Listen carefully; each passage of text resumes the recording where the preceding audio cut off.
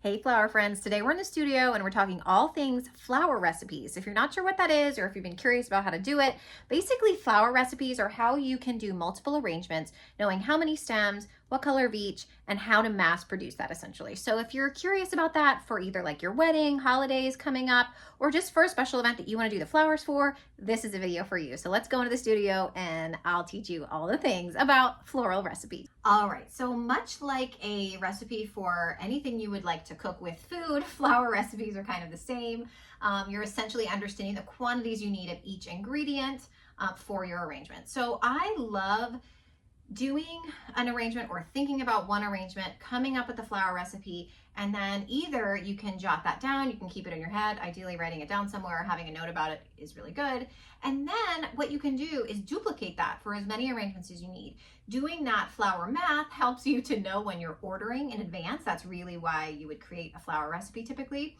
And it also helps to just keep in mind, again, how many of each color, stem you need, how many of each type of flower you will need, and understanding how that can all come together for your arrangement. So this is a really good thing to understand whether you're a home florist, you want to maybe do more as a side hustle for a wedding. It really, any type of floral arranging that you're going to be doing more than like one or two arrangements, this is a really beneficial tool to have in your toolkit. So with that, let's get started.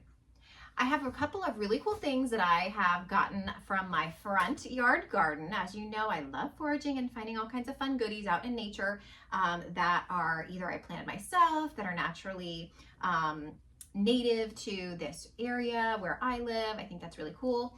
I had some pretty fern out in the front, just a beautiful kind of variety of different colored filler greens, although these are not greens, but filler flowers and stems. Some penta, some really couple of different fun colors. I also had, again, that really pretty kind of magenta color. So this is really fun. So I have about 4 different types of stems. And what I'm going to be doing is I'm, in this case, just showing you how I would kind of experiment first with the arrangement and then count once I'm complete with the arrangement and I'm finished with the arrangement, how many of each item I need. And then we'll go into talking about how we would then multiply that for, each arrangement. So I always like to start with, in this case, what I have is kind of, even though these are going to end up being also focal flowers, these, I liked that they had some green on the ends. I took off all the stems along the bottom that will be in the vase. And what that does is that prolongs the vase life. So just keep in mind, if I don't talk about that in all my videos, I try to in most, but when you take off greens or stem leaves off the bottom, that helps to extend the vase life because less bacteria can get in your vase. So I like to put in kind of that stem that I know is going to be the fullest and create the best base. And in this case, that actually is the penta with these greens. So I'm just going in, again, I took off any leaves off the bottom and adding these into my vase. And that kind of creates a really nice green base for the arrangement that I like, that's full. After I get the penta in, I'm going to add these really pretty purpley fillers that I have here. Really, I mean, look at that, so cool.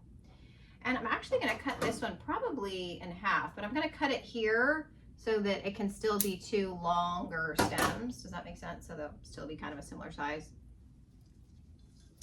And I'm going to put these bad boys in. And what I'm doing here is I'm putting them in, I'm just making sure that there's space between them. I don't want them all in the same spot. Trying to kind of symmetrically go around in the circle of this vase and make sure I have a little pop of that purple. I'm gonna take these bottom ones off.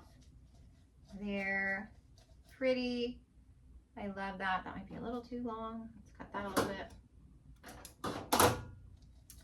And then when I do, you'll see here, I have a couple of these shorter stems. Let me put this one in properly. It's getting caught on something. There we go.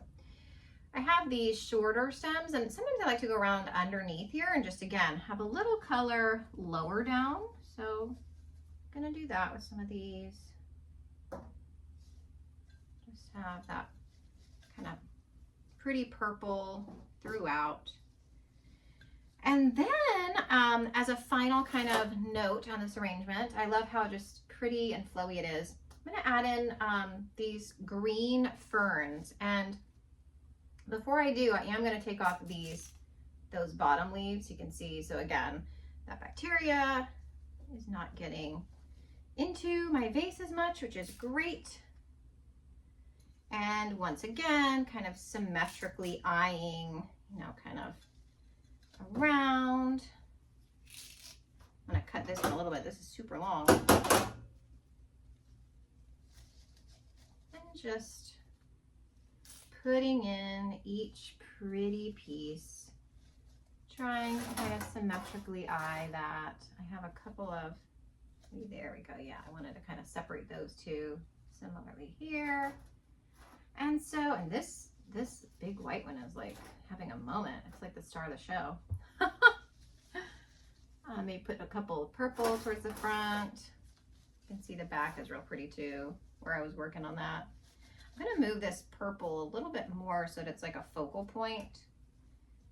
This piece, I wanna have more purple in the front of the, what I'm considering the front of the arrangement, which you're now looking at the back, but yeah, I'm gonna do maybe one more here. Okay, so I think that's real pretty. Okay, so I'm happy with how this looks. I think this will be how I want the arrangement to look. So that's step one. Step two, when creating floral recipes now, is going to be counting each stem to understand how many I would need for each arrangement, and then multiplying that by how many arrangements I have. Okay, so I ended up having, in the end, because I actually did cut some down, I had 1, 2, 3, 4, 5, 6 stems of this really pretty plum filler flower.